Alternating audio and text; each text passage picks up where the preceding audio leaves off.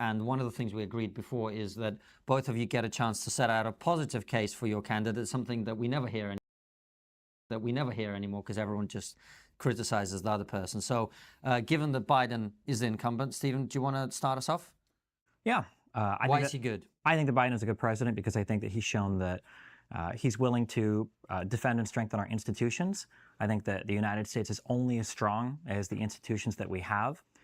You can have parchment guarantees from constitutions that say you're afforded XYZ rights, or you're guaranteed in the United States to be able to do some particular things. But at the end of the day, if we don't have a government telling you that the food is safe, or this medicine is safe, or your car is not going to explode at the end of the day, I think that none of those things actually matter, the parchment guarantees. So I think that Biden has done a really good job at kind of reaffirming our institutions, whereas I feel like Trump was a bit more negative towards them.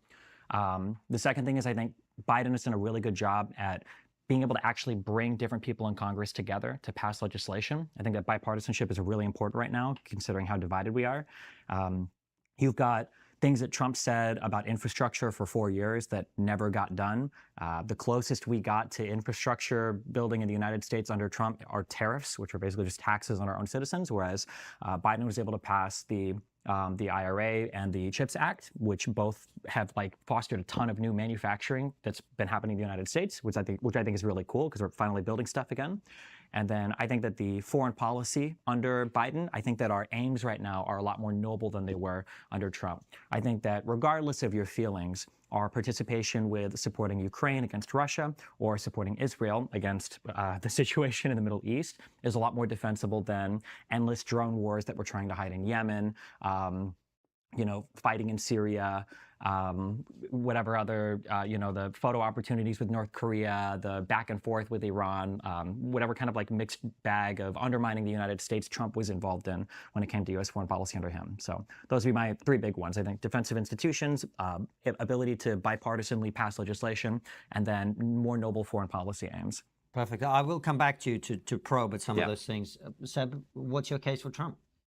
He loves America. He doesn't hate America. It's really that simple. And he understands the institutions are either broken or corrupt.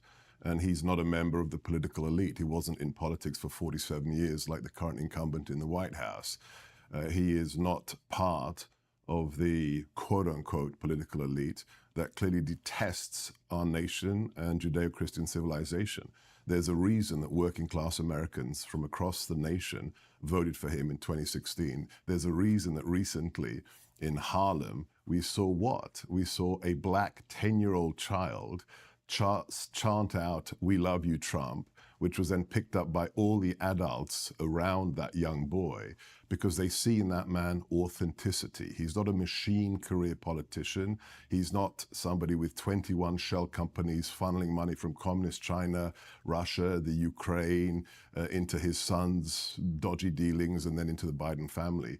He has authenticity and he loves America. The first time I met him, I've told this story on your show previously, I grew up in the UK. It was a very different culture for me to meet this reality TV star in his, golden tower in New York. But within 30 seconds of sitting down with this man, I realized two things. He loves America and he hates political correctness. That is the antithesis of the political class, whether it's rhino fake Republicans or the institutionalized Democrats. And that's why he's trouncing Biden in every significant poll in America. People see a man who understands America has lost its way. The elite on both sides of the aisle have betrayed especially American workers, and we need to fix it. That's why. And is it really true that the Biden and the people around him hate America? I mean, isn't that an extraordinary claim to make, Seb? It is. It's kind of perverse. But if you look at everything they've done for the last 3.5 years, answer the question thusly. What else would you do for 3.5 years if your ostensible goal was actually to destroy America? What would you do differently? Nothing. You'd open the borders. You'd give billions of dollars to the greatest state-sponsored terrorism in the world, Iran, that every Friday chants death to America. You'd undermine our relationship with our closest ally in the Middle East, Israel. Stop sending them the weapons they need to save themselves from the bloodthirsty jihadists that killed more Jews than we've ever seen since the end of the show, at the end of the Holocaust. You'd make it harder for Americans to live their lives. When on the first day of the Biden administration, You ban the XL Keystone Pipeline extension. You say no more fracking, no more energy exploration on federal lands. And what do we have? We go from $1.80 a gallon of petrol to now we have in California $6. When you're a man who lives on how much it costs to put a full tank of gas in your car, if you're a worker, if you're a plumber, if you're a carpenter, you've crushed tens of millions of people. That is only possible if you hate the nation in which you live. Think of this thing. It's set up by one person. Don't listen to me. Don't listen to Sebastian. Listen to Biden's former boss. 5 days before he became president, he said, we are going to fundamentally change this nation. I know you're a married man, Konstantin. Mm-hmm.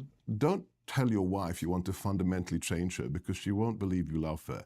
You'll be on the couch or in the doghouse, okay? You don't love that which you wish to fundamentally change, and that's what the left has become. Well, there you go. I'm getting marital advice as well.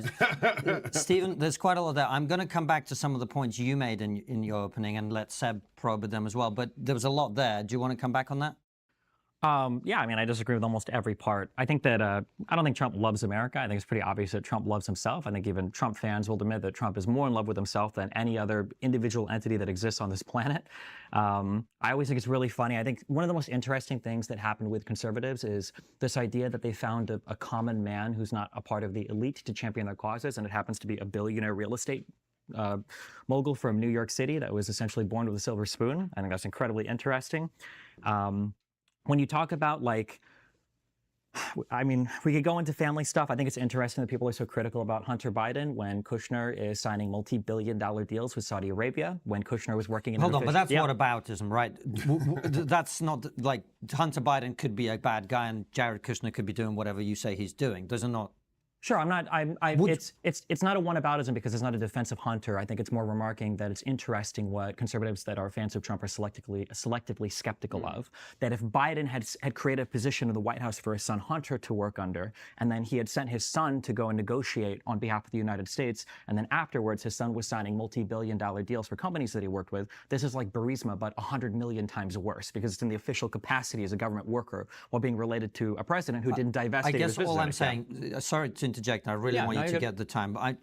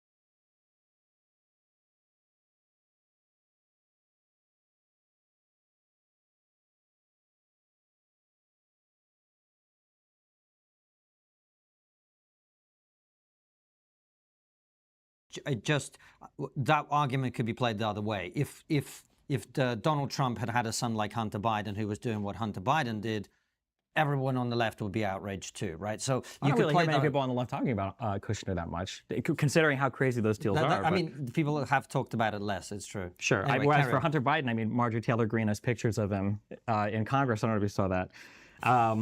In terms of, like, what would you do if you wanted to make the country worse? I mean, I can think of several things. I would encourage my supporters to lead an insurrection on the Capitol. I would try to say that the election results weren't real. I would claim that the election was fake before even coming into office, which he did before his first term.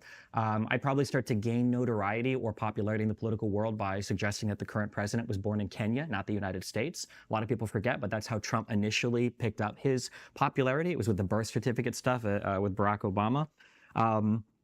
I think that when you talk about, like, wanting to fundamentally change this country, I don't think Biden wants to do that. I think Biden genuinely loves the United States. I look at somebody like Donald Trump, who undermines basically every single part of this country, whether it's the legal and judicial system, whether it's trust in the voting process, whether it's NATO, whether it's U.S. Impressions or the U.S. reputation abroad. Yeah, I think that Trump fundamentally has no respect for any part of this country. That's why he suggested suspending the Constitution so that he could look for voter fraud. It's why before getting elected, he said that people that burn the flag are one of our most important First Amendment protected rights, should have their citizenship stripped from them, which is insane. And I would also probably try to undermine the current sitting president and the current sitting Congress by telling them that they're not allowed to get things done on the border, because if we keep that as a real problem, it'll help me in the next election cycle, which is why we weren't able to pass any bipartisan border legislation to actually fix the asylum problem that we have right now, that the current government's hands are tied on. Ted? I just, most of that is just absolutely risible. He loves himself more than anything, any other human being on the planet. Yeah, that's why he's facing 730 years in prison right now, because he wants to be president again. He could have just gone off back to his private life, running his businesses. But no, he actually said a few days ago, I'm prepared to go to jail and make that sacrifice any day because the Constitution is more important than my freedom. That sounds like a very selfish individual, absolutely. Do you not think, though, I think it's a fair critique to say that Donald Trump is narcissistic, and so he would want to go back because he feels that he was badly treated. The reason he didn't get re-elected was the election was stolen, and he wants to show the world that it's a personal ambition project rather than at the cost of going to prison. Well, some people want to sacrifice themselves so everyone can see how they've been badly treated, because everyone's just so obsessed criticizes, looking Look, right. I'm glad we're so good at psychoanalyzing people from the outside. Just saying, that's what a lot of people would think. But let's look at the facts. He wouldn't be where he is today if he wasn't running again. That's just, we know that. This is an attempt to steal an election before any vote is cast. Whether it's the Fannie Willis corrupt prosecutor in Georgia, whether it's the person, Letitia James or Alvin Bragg, funded by George Soros during their campaigns, because sadly we elect these people in America, and who campaigned on putting President Trump in prison. How perverse is that? And with regards to, he did it all for himself, and he did nothing for America or destroyed America. Do you have any idea how much energy costs went up under the Trump administration, just for average families? The president doesn't influence energy costs that much. He does when he shuts down fracking and all licenses for oil exploration on federal lands. Don't divert. U.S. oil production is at an all-time high, so that's a absolutely non-point. not true. It is. Not true. It is. We're energy independent right now. Okay, you're making stuff up. Okay. People how go much look it up. how much did energy go up? Do you know, under Trump?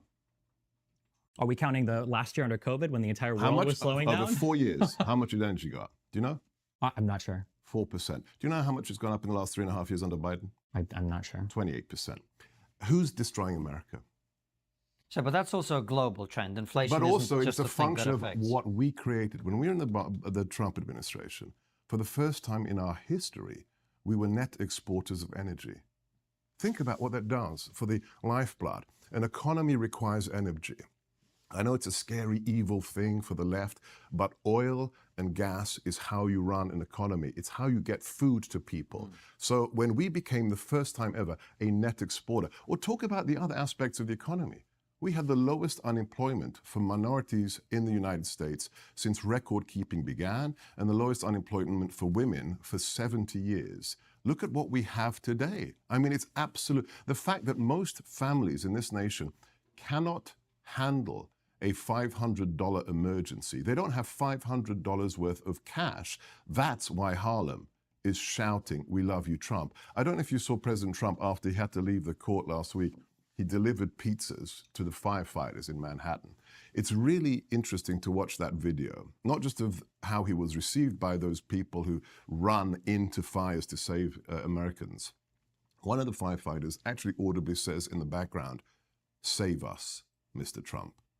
That doesn't happen if the man's selfish and if the economy's absolutely superb. It happens when you let in 8 million illegals in 3.5 years to crush the working man and woman in America.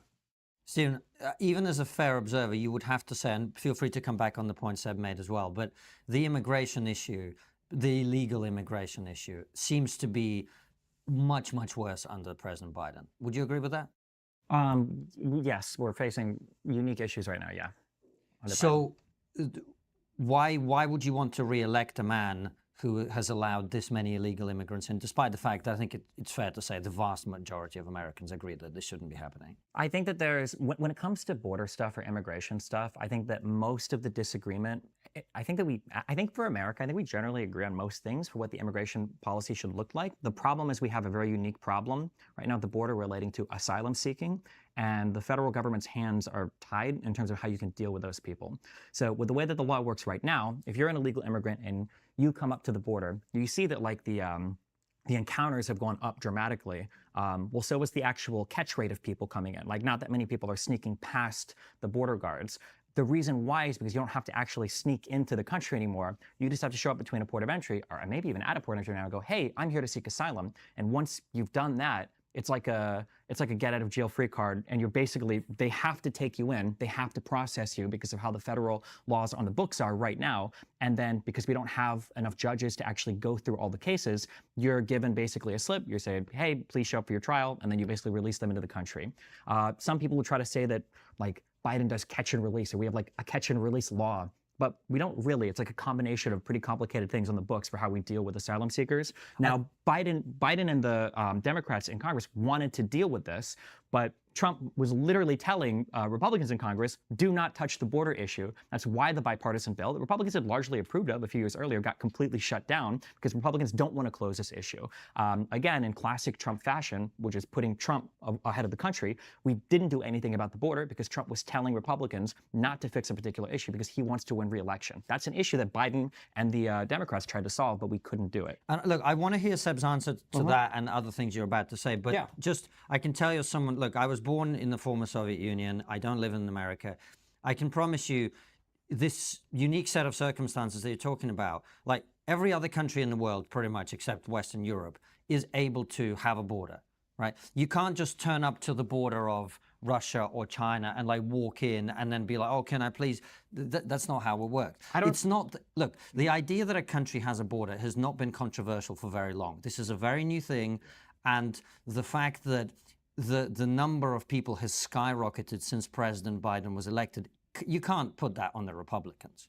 Well, I'm not putting anything on the Republicans. What I'm saying is what I'm putting on them is the refusal to fix the actual issue, which is passing legislation to do it. And the last huge bipartisan bill that died in the House was supposed to increase the amount of judges we have to work through asylum seekers. It was supposed to change the standards that we would use to evaluate people claiming asylum, and it would have increased funding basically for every part of the border security. Wouldn't it be easier to just erect a physical barrier that prevents people from going into this country except at a port of entry? No, it wouldn't do anything. This is the frustrating thing, because the issue is what I said. The issue, if you look at the vast majority of people that are coming in, and you talk about things like catch and release, it's asylum seekers. These are laws on the books that have to change. You can go to a border right now as an illegal immigrant and just like, hey, I'm like claiming asylum. Can I come in? It's nothing to do with laws. And then that's the issue that you have when you're trying to deal with our current immigration issue, is the asylum seeking process. And you say that like, well, other countries have borders and they don't have to deal with this.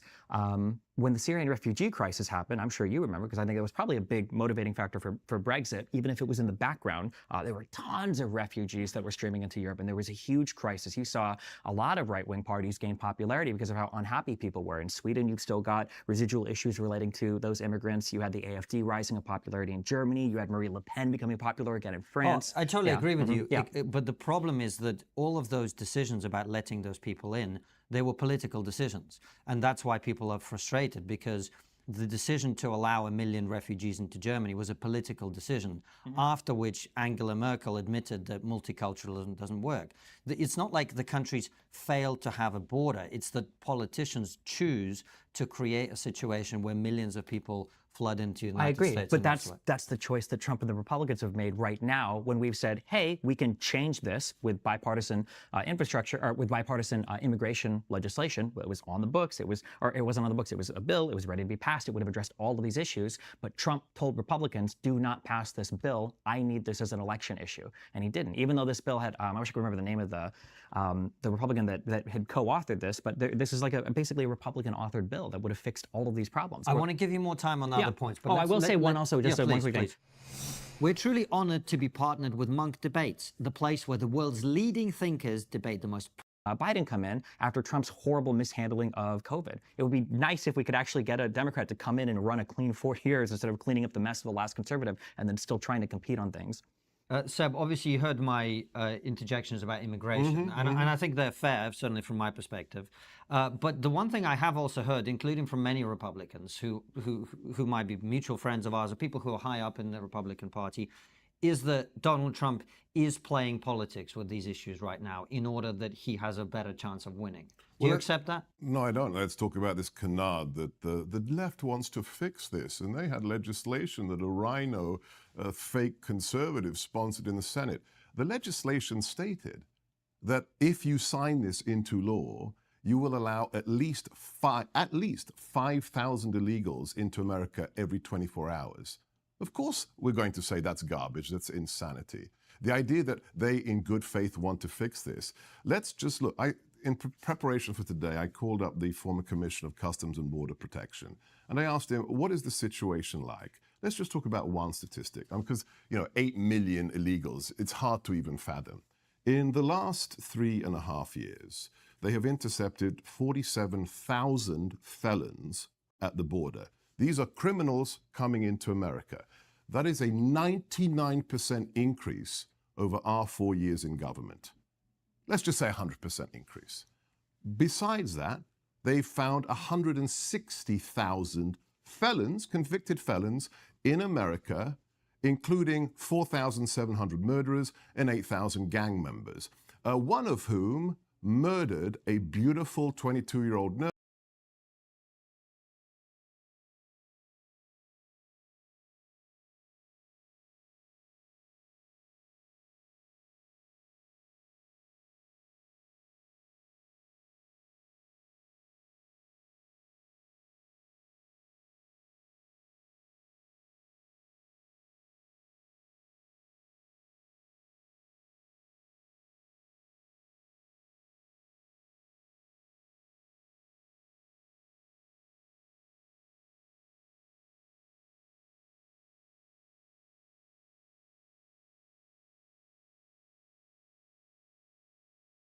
Nursing student called Laken Riley in Georgia, a man who murdered her after he was asyleed into America by Joe Biden's system, was then arrested for endangerment of a minor in New York, and Alvin Bragg, the Democrat DA of New York, led him onto the street so he could murder this 22-year-old. Let's be clear.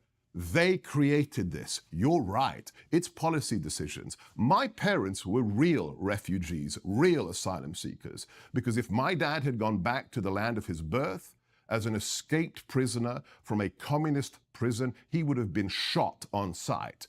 You can't say 8 million political prisoners are coming across the border into America. And let's just use the stats of the left. The United Nations, hardly a hard MAGA entity. Human Rights Watch, not exactly America First. What have these organizations stated about the deluge, the invasion of illegals across our border under Biden? Between 50 and 60% of the girls and the women are being raped or sexually assaulted by the coyotes, by the human traffickers. It is absolutely empirically a statement of fact that Joe Biden has become the largest human trafficker in human history. The party of... Come on, sir. No. Come on. He's not... Numerically. Come on. Numerically. No, that's not what I'm disputing. I'm disputing the idea that he...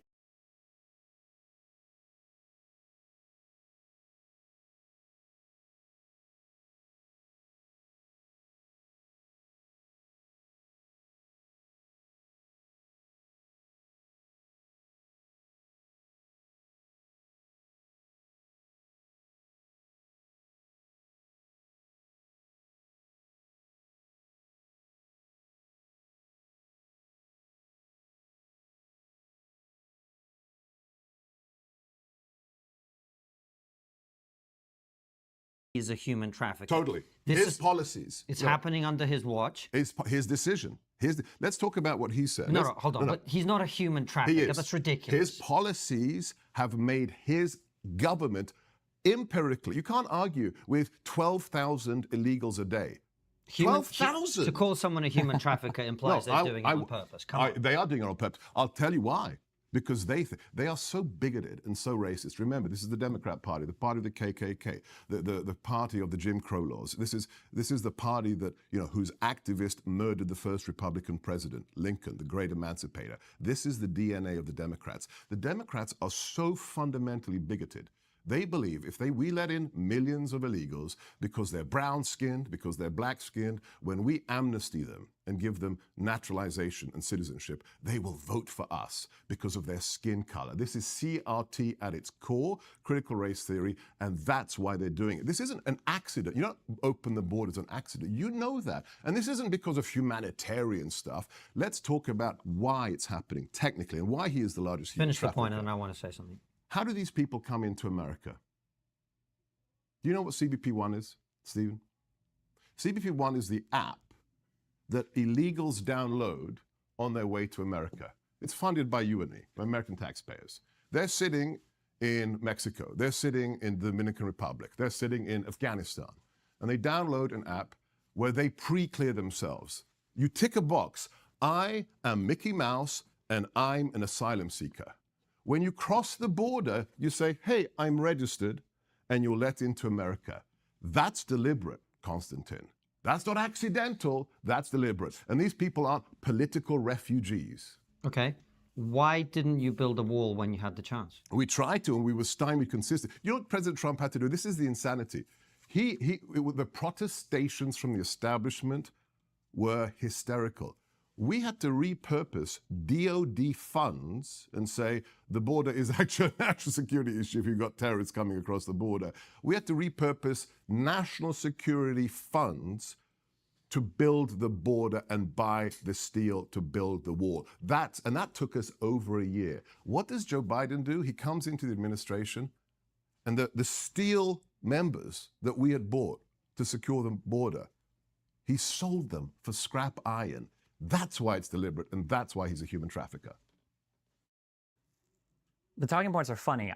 I think it's really funny. I think if you're listening to this in video form, I think you should rewind because I think Seb accidentally gave away part of the plot. It's funny because you described that border bill and you said that it allows 5,000 illegal immigrants to come in a day. Minimum? Wrong. That was the maximum cap. No. One of the issues that we faced. I did, sir. I did read it. Let me finish. I did read it. You should read it as well. No, I did read it. And it's funny because what you'd said later on was that we were seeing numbers sometimes in excess of 12,000 per day. The reason why that bill was so important, one of the things that would have been nice is it would have actually placed a cap on the amount of people that were coming in and claiming asylum. That 5,000 per day would have said that once we hit this cap, we are not processing anybody else. You could have the most legitimate asylum claim in the world, and we would not allow you into this country, which was already about to be challenged by a ton of legal people around the United States. And I think the international, there were international bodies as well, because whether or not you can cap asylum seekers is still an internationally debated topic, but that is what that legislation seeks to do.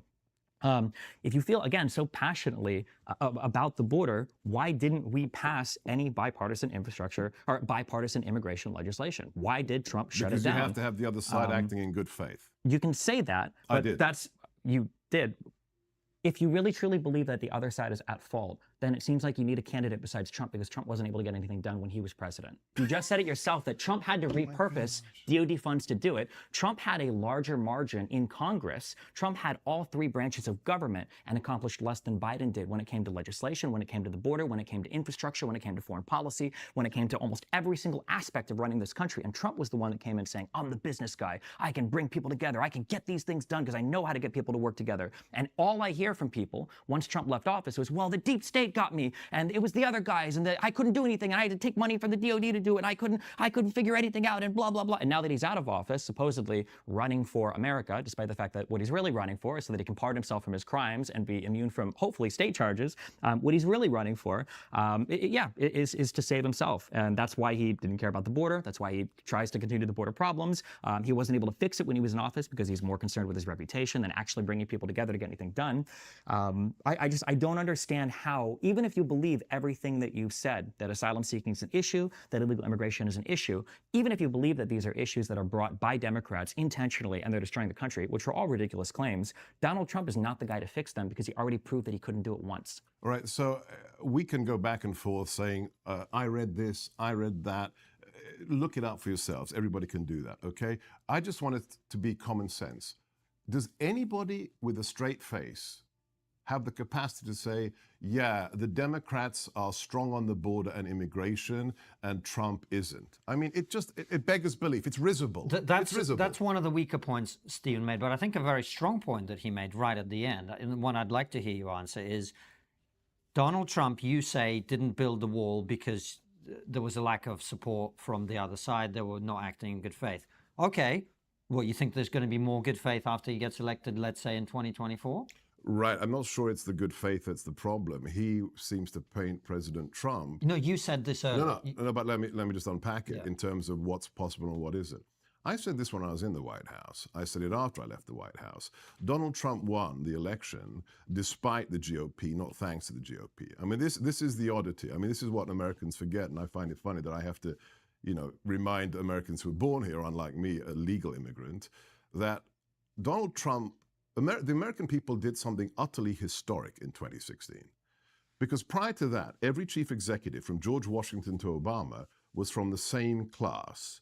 They were either senators, congressmen, governors, or retired four-star generals. Every single one, from George Washington to Obama. Then what did the American people do in 2016? They say, we've had it with the swamp, the establishment, the rhinos, the Democrats. They elect a man who's never run for any office, not county dog catcher, a guy who has no political background, and they say, F you to the establishment, we want him. That's actually historic. Now, that's what the president had to compete with. When we walked into the White House on January 21st, I said this publicly back then, there were less than 20 of us in senior positions like myself who were actually America First and MAGA, right? Because it was an insurgency, it was a political insurgency. The establishment hated President Trump. We had people inside the building who were actively subverting him, even his former chief of staff. That will not happen in a second Trump administration because the president understands what Reagan taught us. Personnel is policy. We can't have, people betraying the will of the American voter inside the wire, inside the building. It's more than just, oh, well, he didn't pass legislation. He actively had people who believe in the footsie under the table with the other side. I'll get my cushy, lobbyist job after I leave Congress. That's changed in the last 8 years. The Republican Party now is MAGA, is America First. There's a few holdouts and rhinos who are leaving like Mitt Romney, but the situation for getting even more stuff fixed is much brighter than it was when we walked in 2016. Stephen, anything you want to say? Populism usually takes a pretty predictable route where people are frustrated with a set of circumstances, which, to be fair, there's a lot of things to be frustrated about. And what you do is you turn to a strong man who promises to deliver you from all of your evils, to deliver you from the pain and the suffering of whatever around you, because he's the one source of truth, the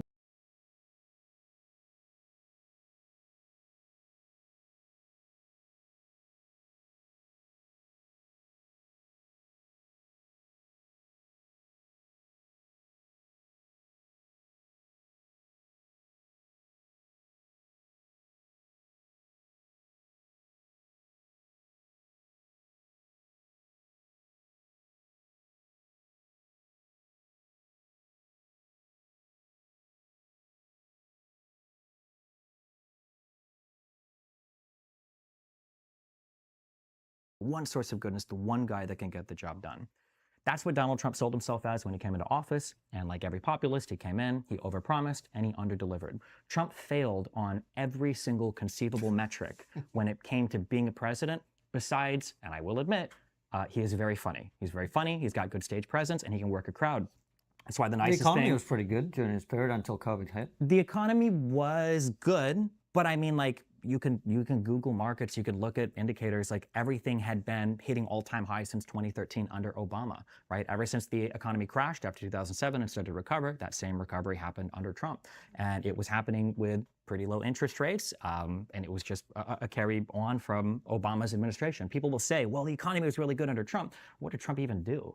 He did a bunch of tax cuts, and that's it. He didn't really do much else. Hold on. And then as a quick thing again, I'm sorry, but my managerial experience in the ordinary world, outside of the, I guess, the YouTube world I live in now, is limited.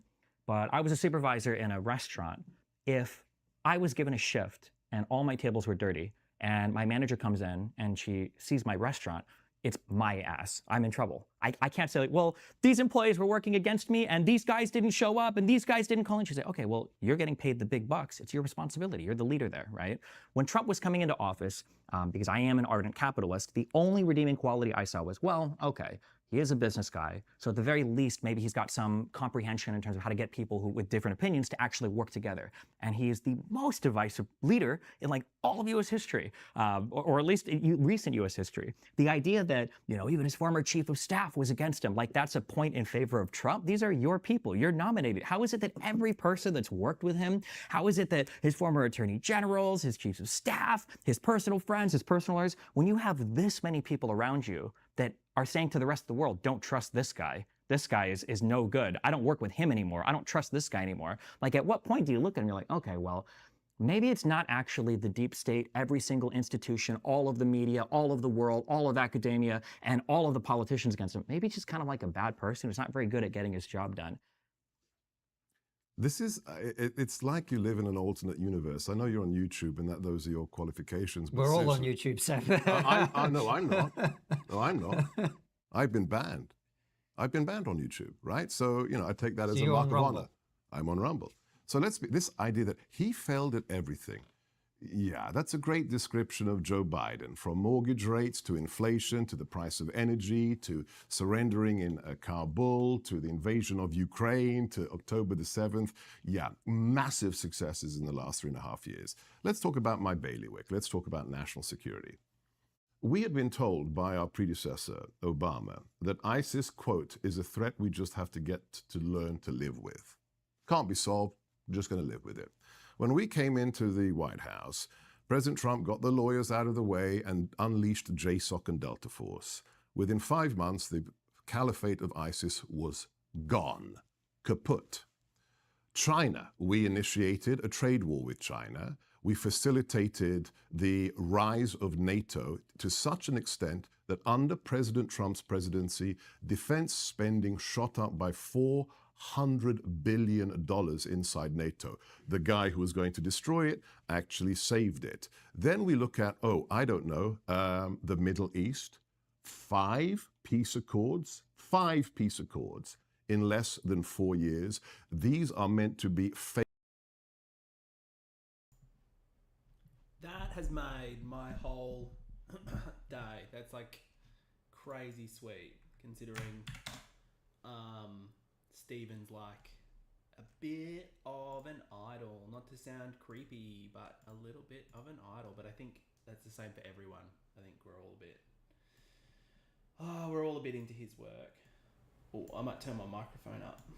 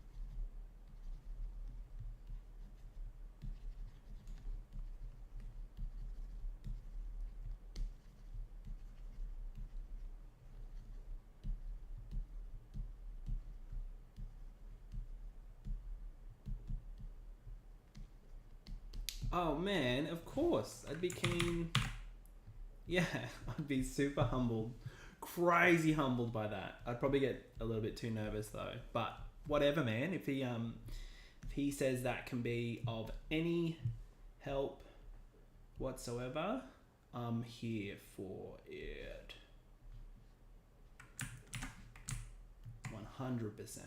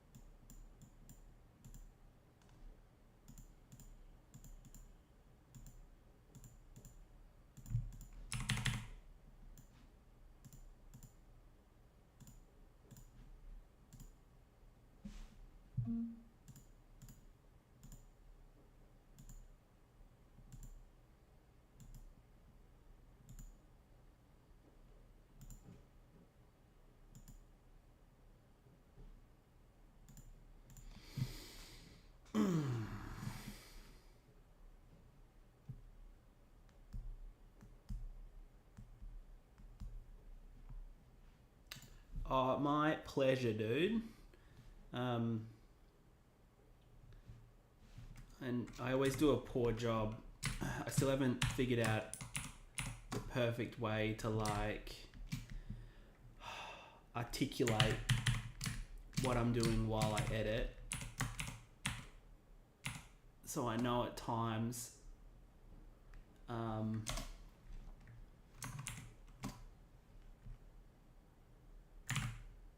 these videos can be like super unhelpful because yeah, I don't really run through what I'm doing, but I haven't gotten very good at talking through what I'm doing, especially when it's like just actual work deliverable stuff. I struggle to sort of narrate what I'm doing. I need to set aside like a day or half a day to I just jumped on. I'm editing right now on YouTube in the background. Funny to see this thread, but Brock. Yeah, Stephen, that's like deeply. It's like weird, humbling. Feels like an eerie sort of moment because obviously myself and most other people are big fans of your work. So yeah, that's incredibly kind. And it's funny, once you start getting really busy, and you're sort of like working every day and you're shooting projects that you're sort of proud of and happy with and all that sort of thing, the concept of like booking a big shoot maybe isn't as like you used to book a really big shoot and it was really good for the soul. It was good for like your self-esteem. You'd book like with an architect you wanted to work with and stuff like that. But then you get to a point where you're authentically busy. You get actually busy and it becomes a little bit less, there's fewer and fewer things that make you feel like you're on the right track. Fewer and fewer things that actually make you feel like you're doing okay. And the thing for me that these days that like gets me excited's the wrong word. Sorry, I do really struggle to talk while I'm editing. The thing that like is the most encouraging moments is like when another photographer says something encouraging about your work, and then it's like tenfold if it's coming from someone that you sort of admire. yeah, so this is like my way of saying if you think someone's work's really compelling, let them know, even if they're like, you know, at Steven's level, because yeah, it might be like the one thing that sort of gives them that boost, if that makes sense.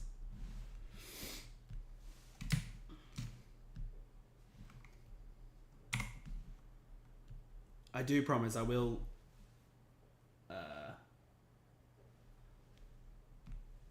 do an edit one day where it's like not a work job, so I can be a little bit more descriptive of like what I'm doing.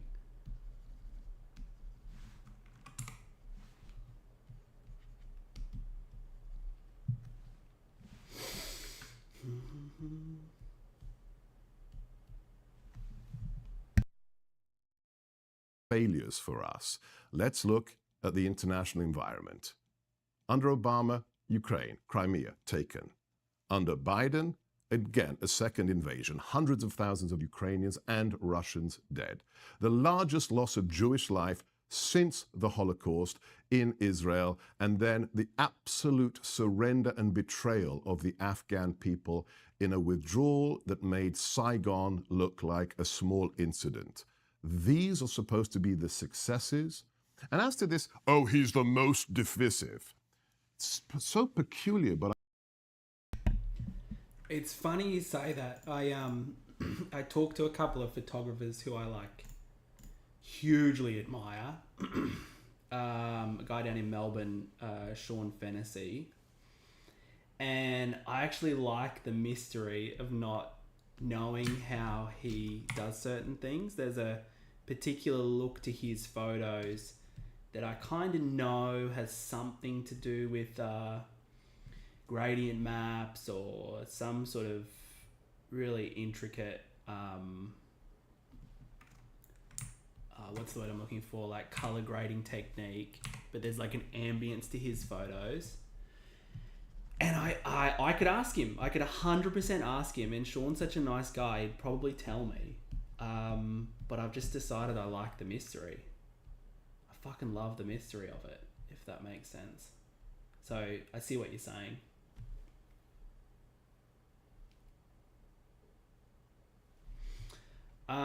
Yeah, I find Exposure X7 was just a really good way. Exposure X7 I use for two things that I really like that I could technically use Photoshop for. One of them is if I have a bunch of like lookup tables, LUTs, that I may have made or want to use. And it makes it really easy to lay them in and then mask them really efficiently, like luminosity mask them really efficiently. So that's one. And then like I said, you can do that obviously in Photoshop with, down here it's called color lookup, with one of those. And I could probably set up like an action to make it even more efficient. But that's why I like to use it, is I just find it super efficient.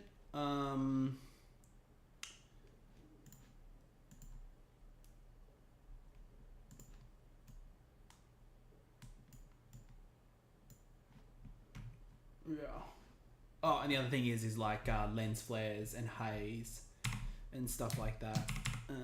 I find Exposure X7 just has some really good samples, like presets for that sort of stuff.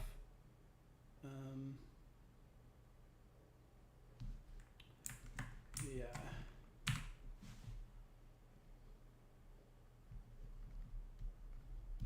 I want to get, my plan is to get Discord working, so that like in circumstances like this I can have people like easily like call in, and that might be easier to talk through things if I'm like having a conversation with someone. That's my plan. anyways.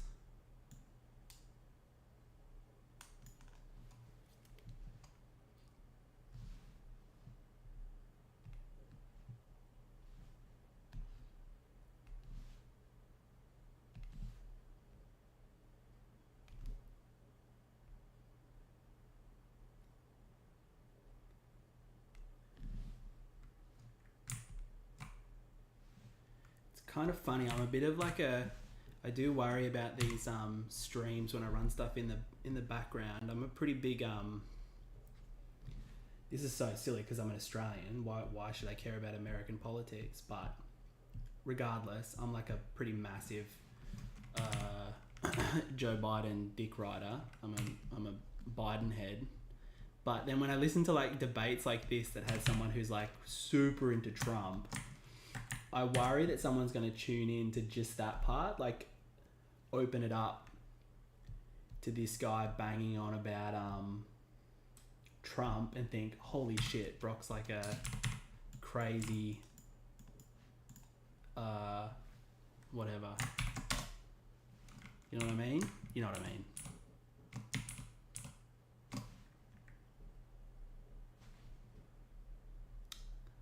I didn't hit sample all layers.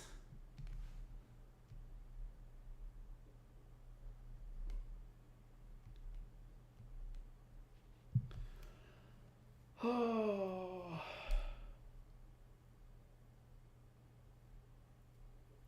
Click on the IG logo on your website.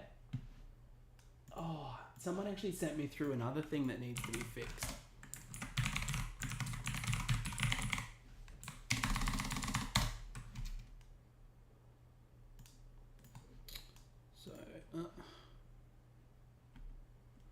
What, are you referring to my old website?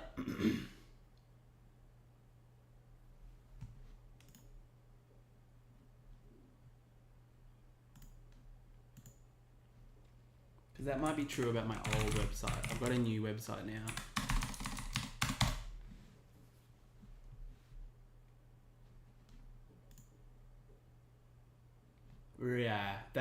Yeah, that makes sense because I've got a new website and then a new Instagram account, like the name when I did the rebrand, the name change. But I'm glad you said something because you've just reminded me that someone told me my email address is incorrect at the bottom. Fuck, yeah, it is. Oops.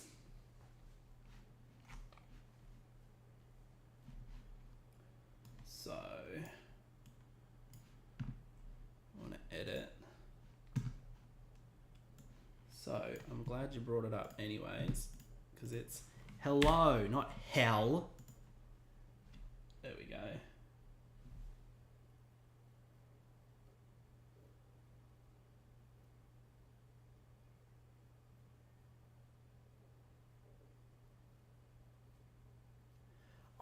Yeah, it's so funny, man. It's so funny, all like the nostalgic.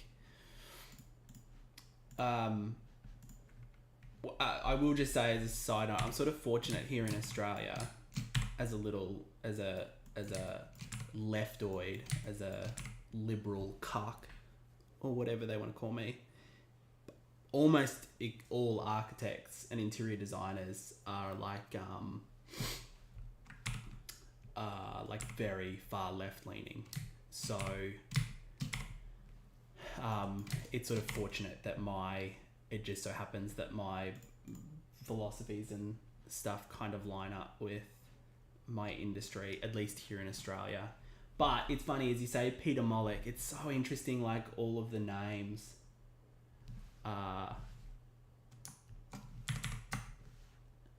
in the industry, like, because I did real estate photography for like 5 years.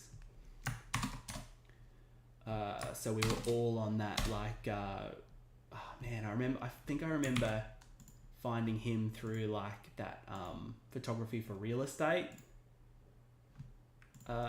blog that we were all on. But yeah, it's interesting, like the names that stick around and you just hear again and again and again. Peter Mollick's definitely one of them. Okay. What was this vibrance layer?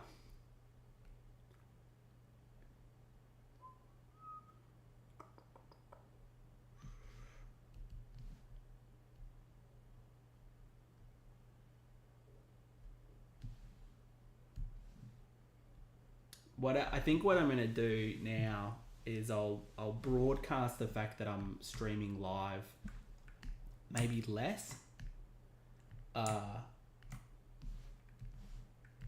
and instead I'll post when the video's done, and then people can go and hit the double speed button or the 10x speed button, so they can sort of get a very general idea of what I'm doing, because I do know that I'm very slow, for better or worse.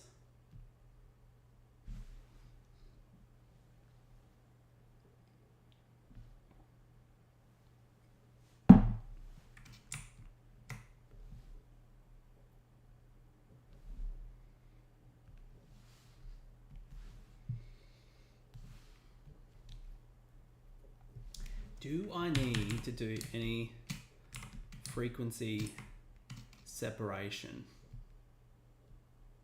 Oh, the one thing I will say, guys, is sometimes I put work out there and people will be thinking, oh my goodness, Brock's good, or Brock knows what he's doing. But I do use an external retoucher for some stuff, like on overflow when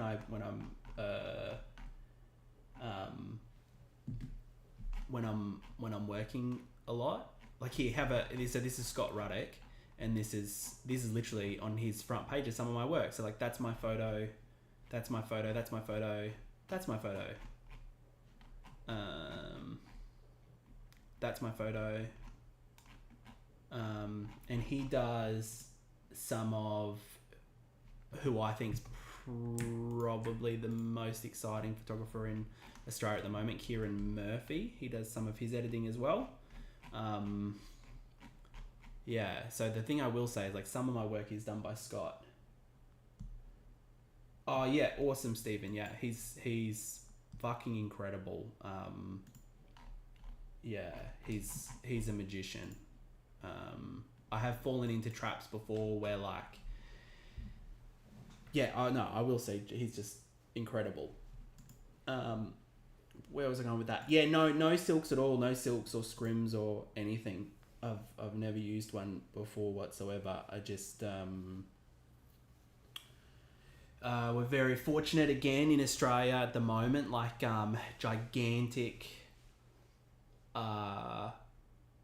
sheer curtains are like very, very, very in vogue. It's like every one of our houses just has these awesome big giant sheer curtains. So immediately you're working with 10x sort of better light.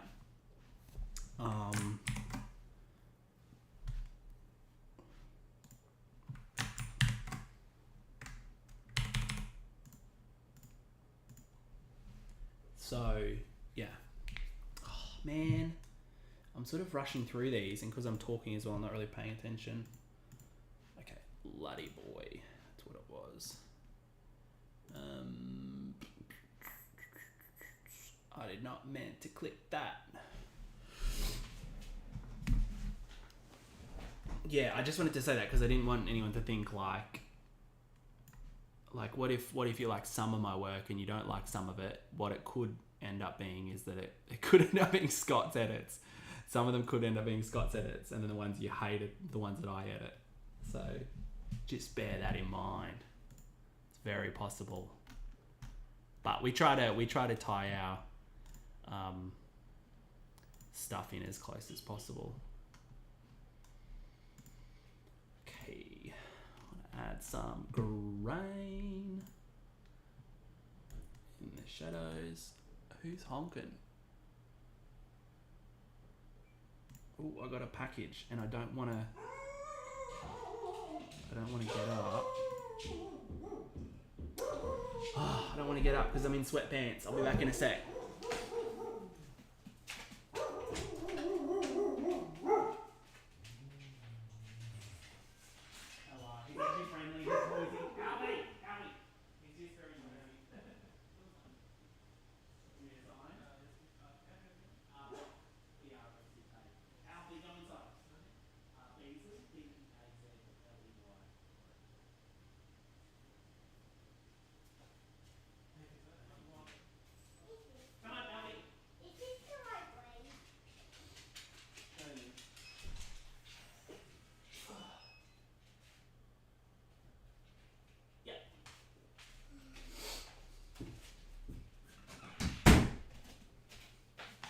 Well, secret's out of the bag now. Everyone knows I'm now in sweatpants. My eldest son is currently home crook, but he's not really crook. He was crook over the weekend. So we've kept him back because it was a pretty bad vomiting bug.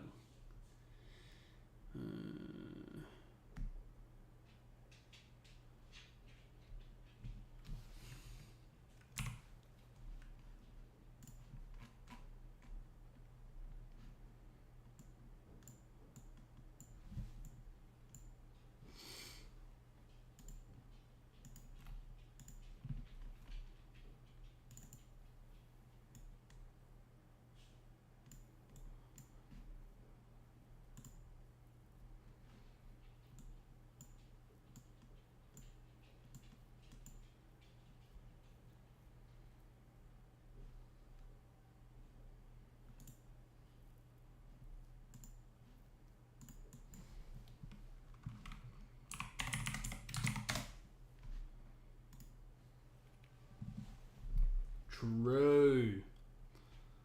Too true.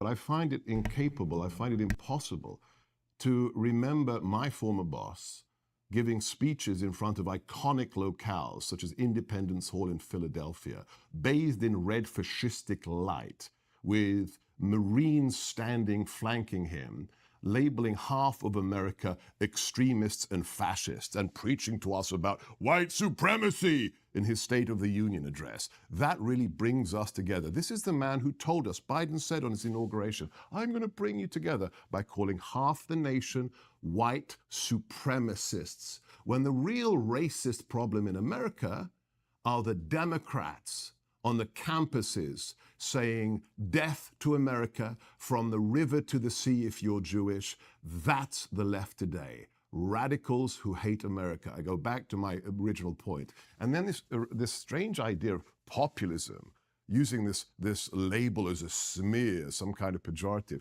I don't know. I remember the good old days where if you had the popular support of the people, that was a good thing. I don't like the elites. They stink. They're corrupt. But a guy comes along who has popular support. No, no, no, the elites will decide. Just like Sam Harris destroyed himself on your podcast when he said, I don't care if Hunter Biden had dead children in his basement. The plot against Donald Trump and the election in 2020 was, quote, justified. That's the left. That's the other side. Those are the divisive people. I want to talk about a couple of things you raised there, which is foreign policy, geopolitics, etc., and also what's happening on college campuses, Stephen, as well.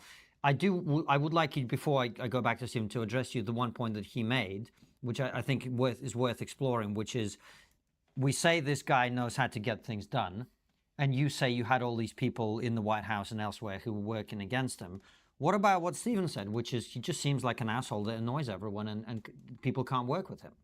Well, look, I've said it many times before. It is absolutely remarkable what he achieved in really not 4 years, 2 years, despite the people who are subverting him because they represent the elite class. What were those achievements again? Just The strongest economy we've ever had, lowest unemployment. no, like things he's done, not things that happened.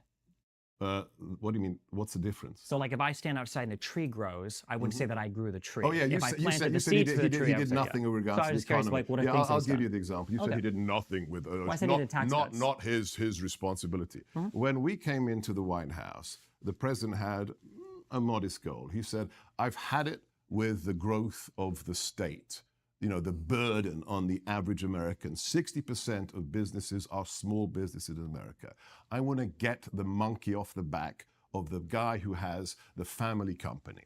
So what did he do? He said, I'm not going to sign any executive orders as president unless for every one I sign, 2 are rescinded. I want to have a redress of the balance, the abuse of executive power. We said, okay, sir, by not the end of the first year, by the 10th month of the first year, that figure wasn't 2-to-1. The figure was 22-to-1. We had rescinded 22 executive orders for every new one the president signed. That's how you unleash the economy. And that's exactly what happened. When you allow federal government lands to be used for energy exploration, when you say, yes, XL Keystone Pipeline, when you block Russia's Nord Stream, that's when you unleash the American people. And that's on President Trump. Let's just finish this point, Seb, which is about the fact that Donald Trump is not able to lead the country well because he's not able to bring enough people with him to buy into his vision, and instead you had constant turmoil internally. And it's not just rhinos who were leaving, it was people like Steve Bannon. No, he didn't leave. He was fired by the chief of staff, who was an actual seditionist, right? John Kelly fired him. Steve didn't want to go. So why didn't Donald Trump overrule him and say, this is my guy, I'm Because keeping he trusted Kelly. This is a 4-star general, right? This is a guy who was in the Marine Corps. Sadly, he didn't have buddies in the swamp. But now, after the last 7 years, let me assure you, because this is my #1 concern, and I've discussed it with the president, he knows who to trust, and he knows who not to trust. Therefore, he will achieve even more, God willing, if we re-elect him in November. All right, Stephen, go for it. We'll do a few minutes with you, and then I want to move on to geopolitics. What's I can happening on incorporate that campuses. even. Yeah. The idea that Trump, a billionaire real estate developer from New York, didn't have friends in the swamp is just very funny to me. In the political Wasn't this swamp. guy? Yeah. Wasn't he literally in pictures at Hillary and Bill Clinton's wedding? I mean, like the idea Well, that you're living in the Manhattan. idea that that the doesn't idea mean that, you're running a political campaign. no, What's but that you got- have the He's a connections. realtor. Yeah, He's a billionaire realtor. realtor. Has never run anything in government. How would you know who the good bureaucrat is and the crappy one like Fauci? How would you know that? You're building real estate. Because real Do estate. you know a lot? You're in media. Do you know how to create a cable TV show? I know a decent amount about. No, do you know I how know to a decent create bit about right now? real estate. And I know that real estate is one of the most tax-advantaged things. I know that Yes, real estate but- has some of the highest So integrations with city does council that mean planners, he with knows policies, who with the Secretary of Defense should be? It's well, absurd. if he doesn't have any of these ideas, then you're making a very strong argument for career politicians. This is why people that tend to do No. politics stay in politics, is because they're actually able to know these things. Yeah, They we need understand these more things. They have these elitists. relations. We need more of them, Stephen. Well, considering More that of them. Trump, again, failed in every conceivable metric, and you weren't able to give me like any strong things that he actually just succeeded listed in. Seb, hold on. Let You him said talk. that he rescinded executive orders. Like, that is a measurable increase. Give me something like the CHIPS Act. Give Do me you not something think that like matters, though? I mean, for the people who want to reduce the size of government, that would it's be a a thing. lip service thing. I would encourage Okay. everybody that hears. There's two lines that people. There's one really common line that politicians always say. It's politispeak, which is funny that Trump utilized it. But it's this: I'm going to go line by line through the budget. I'm going to go line by line, and I'm going to get rid of all wasteful spending. First of all, this is just fiscal stuff. Okay, this impacts your budget, which, by the way, Trump ran record deficits when he was in office. So budgetarily, he still failed. But this doesn't improve your economy or unleash your economy. It's not like we were rescinding significant executive orders that was destroying our ability to actually succeed. If anything, I would say that the most successful businesses that we had growing in the United States were our tech companies that Republicans are constantly trying to undermine and destroy by getting rid of Section 230, which would make it so you could sue Twitter when somebody posts something on Twitter that I don't like. So no, the idea that that Trump was unleashing the economy by rescinding some irrelevant executive orders that had no impact on the economy anyway, and the fact that he was still running these record level deficits, even though the economy was exploding all 3 years, at least under his presidency, is ridiculous. Oh man. If we want to go foreign policy, Jesus, almost every single decision that Trump made under foreign policy was either a form of kicking the can down the road, or it just did nothing. We talk about like the historic stuff that happened with the Abraham Accords. I'm sorry, but the Abraham Accords started because Netanyahu was on the verge of annexing the West Bank, and the Gulf states were like, this is probably not a good idea, and a lot of people are going to be mad. And then Kushner hopped in, and there were official conversations that were essentially facilitated, and then eventually you start getting these bilateral treaties that are signed between Israel and other countries.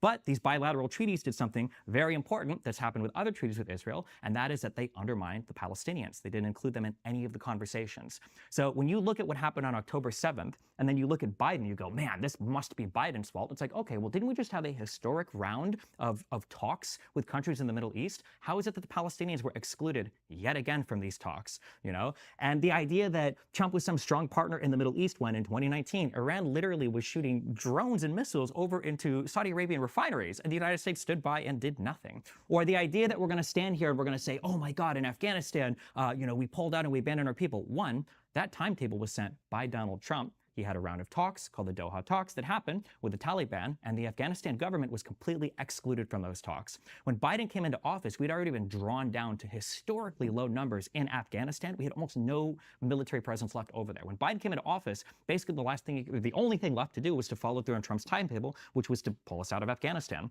But hold on a second. Yeah. Just on that particular thing, didn't you just say that if you're managing a restaurant and your boss comes in and sees a messy table, that's on you? And yet in this situation, you're saying it's Donald Trump's fault, even though it's Joe Biden that did it. Nice.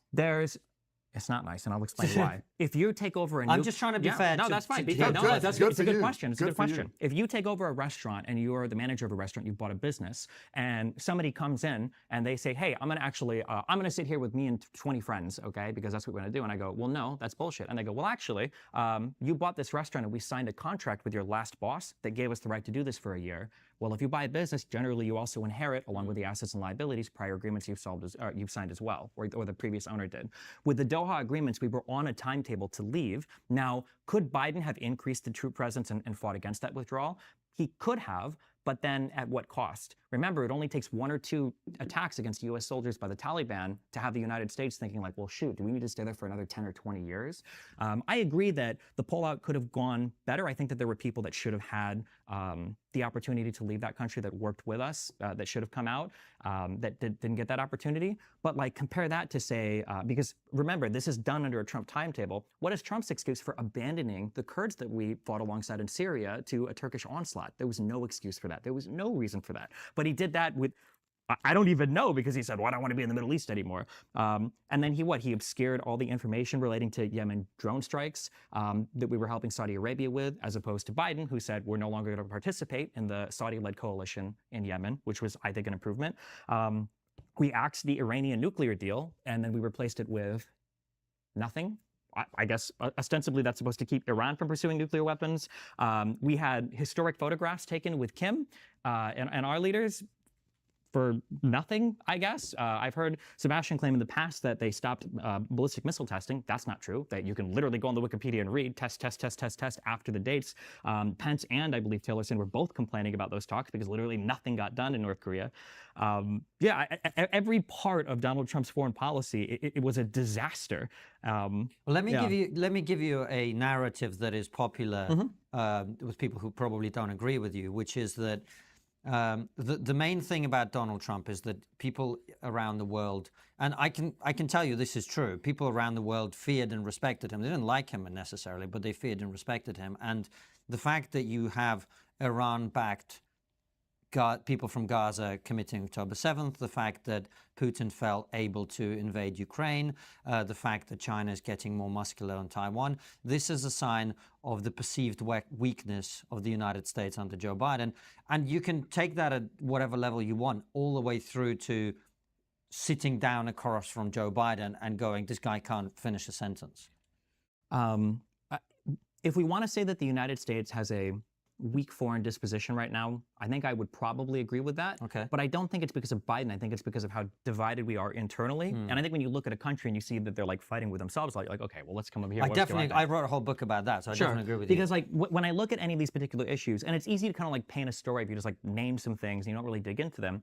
Like we talk about Iran, right? And we say, well, October 7th, Iran was bold enough to, do foreign proxy training for troops in Hamas. Okay, well, Iran physically, literally attacked Saudi Arabia under Donald Trump, and nothing happened. So why would we imagine that they wouldn't back Hamas as well? It's not like Trump destroyed... It's not about imagination. It didn't happen when... Well, no, it did. That attack did happen. Iran attacked Saudi Arabia, and Trump didn't happen, which is bolder than October 7th didn't happen. Sure, but from an Iranian perspective, that attack was bolder than October 7th. What about Ukraine, etc.? Yeah, for Ukraine, Donald Trump didn't...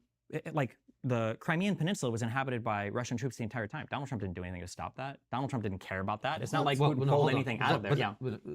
Let me just do this bit. Yeah. That's a bit different though, Stephen, because in 2014, as Seb said correctly, under Obama, Russia took Ukraine and started a civil war in eastern Ukraine. Yeah. Steve wanted us to invade. To recapture Crimea at that point would have meant literally World War III. So nobody could have retaken Ukraine. It's not like Joe Biden's position when he was elected was, we're going to help Ukraine retake Crimea. Yeah. So what I'm putting to you, and I think it's a fair question, is isn't it the weakness of the withdrawal? Notice you add some haze sometimes. And I know it's not something you would use all the time, but for exteriors, if you go to neural filters, VS depth blur, scroll down, output depth map only, turn it to screen mode. Huh.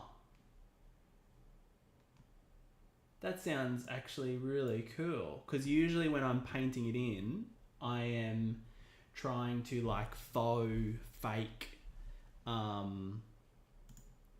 guess try and fake depth and fake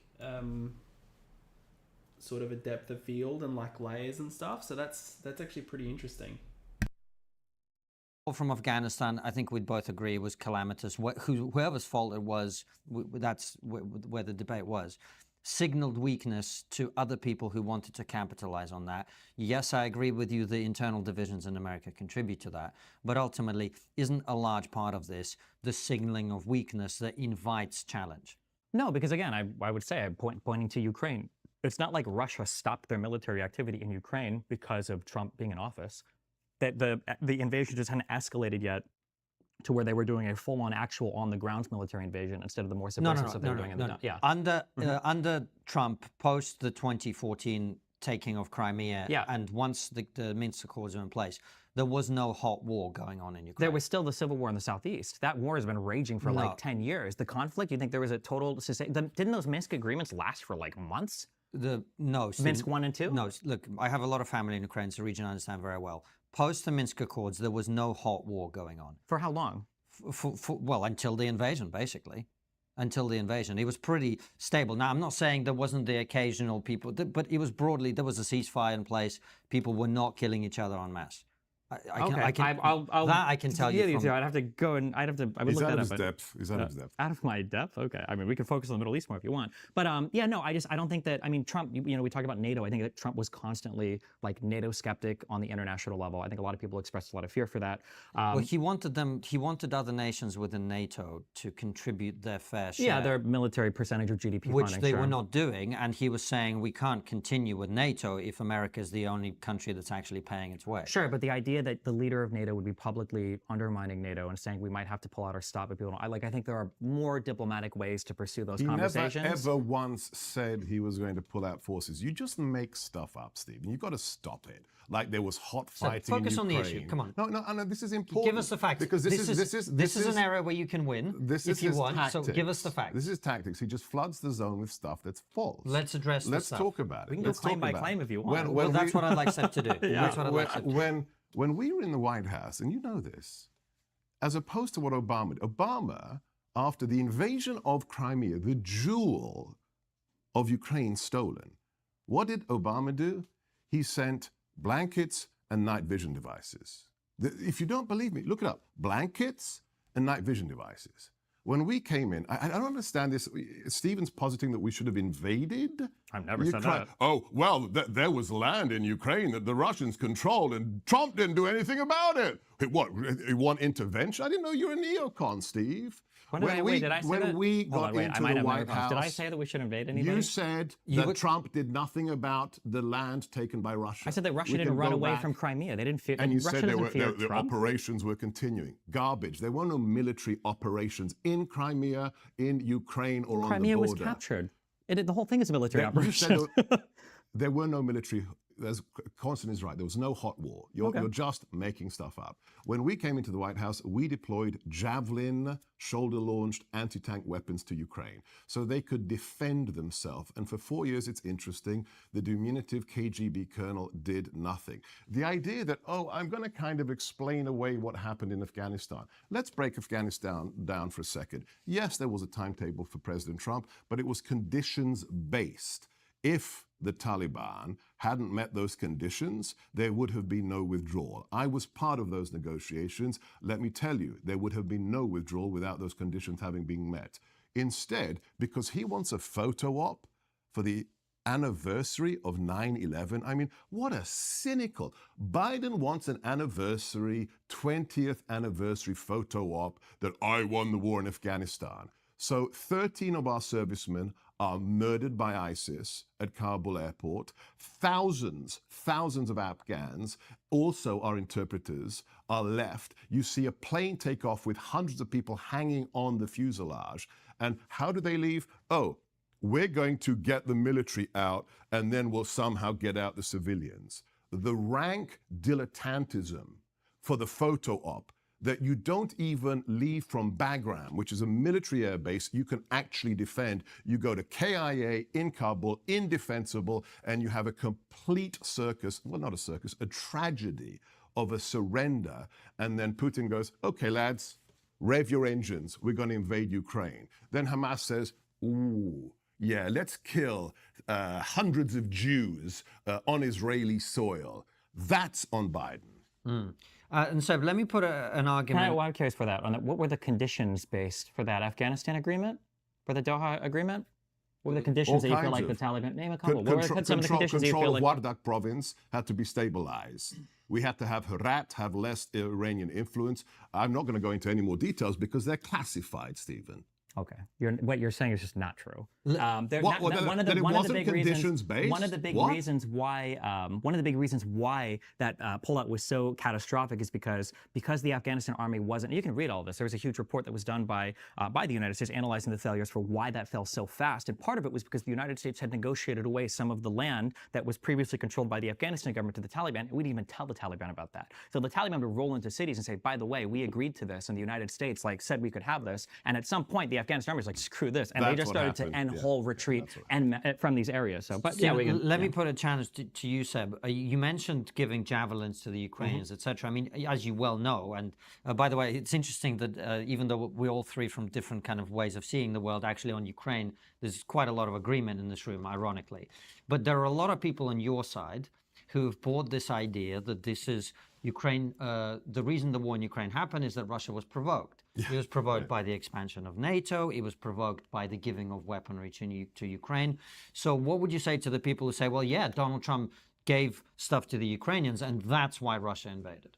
I don't think we need to go down, a kind of a rabbit hole on this. You know my stance. There's me, Dennis Prager, and Klavan and Mark Levin. That's about the three conservatives who are strong on Ukraine.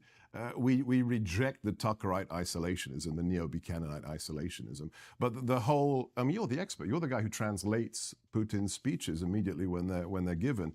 This hoary canard that we encircled Russia, or that U.S. presidents have provoked this great champion of Western, Christendom called Vladimir Putin is asinine. I mean, you know better than anyone. For 22 years since he became premier, Vladimir Putin has been giving speeches on the fact that Ukraine, Poland, the Baltic states are all legitimate and need to be parts of Russia.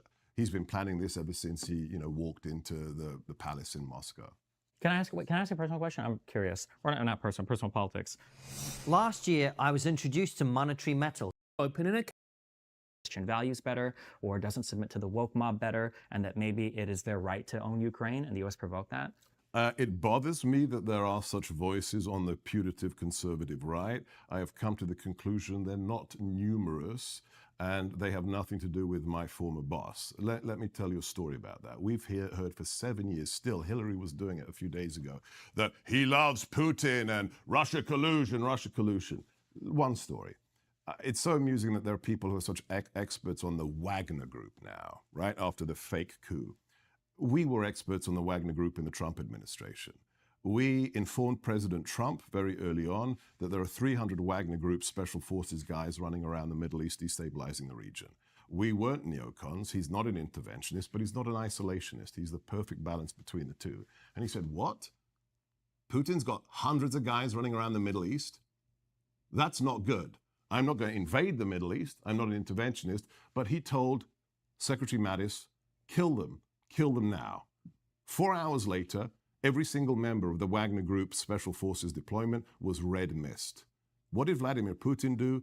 Nothing. He crapped his pants. He didn't even hold a press conference because he was afraid of what President Trump would do next. That's what President Trump understands is the use of force, not intervention, But when you cross a line, when you destabilize regions that are already destabilized enough in Syria, when we informed him, this is now declassified, that there was a second chemical weapons attack being prepared by the Assad regime, what did he do? While Xi Jinping was having chocolate cake in Mar-a-Lago, he dropped 52 cruise missiles on that airbase and turned it into a sheet of glass and whispered into Xi's ear, I think you should know what I just did in Syria. That was a message for Xi, for Putin, for Kim in North Korea, for the mullahs in Iran. That's why for 4 years, no new wars. I don't understand why you aren't happy that for 4 years, we had no new wars under Trump, and now you think you can blame October the 7th on Donald Trump? You can blame the invasion of Ukraine for a second time under a Democrat president on Donald Trump? It's actually an insult to intellect. For 4 years, the world was safe.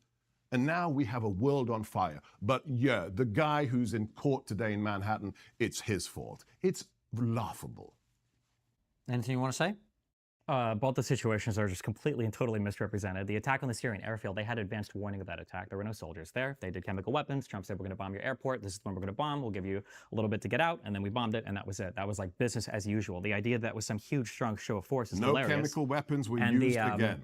And the Wagner Group, I mean, this operates as a paramilitary organization. Of course, Russia is not going to claim direct responsibility, at least prior to the Ukrainian war, for any activities that they do.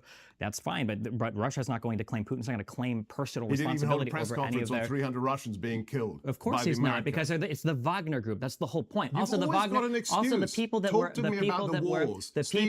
eliminated. For 4 years. The people that were eliminated. Was that Obama? Did the Obama conditions fix for that? the wars were being created. But the Wagner Group the Wagner members that were destroyed in the Middle East wasn't Trump saying there's people in the Middle East, let's get them. It was them attacking a U.S. position in Syria and then getting destroyed by U.S. air support. We didn't have That's any what wars. happened. Constantine, this is exactly what I feared would happen.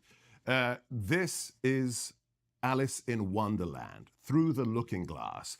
Donald Trump is not responsible for anything good he did for 4 years, and all the awful things that happened in the last 3.5, yeah, those are his culpability. It's insanity. It beggars critical thought. Okay. I think that, like, just real quick, just on one thing, okay? Because it's frustrating because, like, the analysis is childlike to defend Trump, right? Well, there were no wars, right? Wars don't just come out of nowhere. There's a buildup for how these things happen. So we talked very specifically just on one event. Also, keep in mind,